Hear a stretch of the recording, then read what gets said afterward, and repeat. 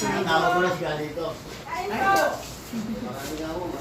Sabi ko, ayaw nila naman. Sabi ko, sumubuko kayo kasi konti. Sabi, bakit konti? Hindi bala. Takot kay Kabin. Kain tayo.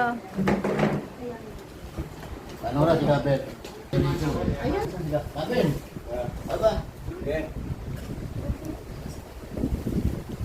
Huwag niyo sabihin, hindi pa kayo naka-plaster eh. Naka-fire na. Nakikita ko lang yung baston eh, natatakot na yan. Oo nga. Ang ganda pa, may basta ng kay Kabin eh. Ang hinin kumain mo parang dalaga. Ang hinin kumain mo parang dalaga.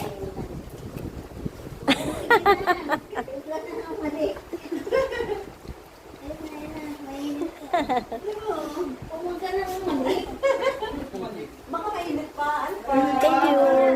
Ay, ito naman din. Ikaw?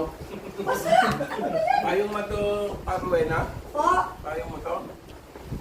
Hindi man, may nangyari po Kabin. Iniwan na sa counter po.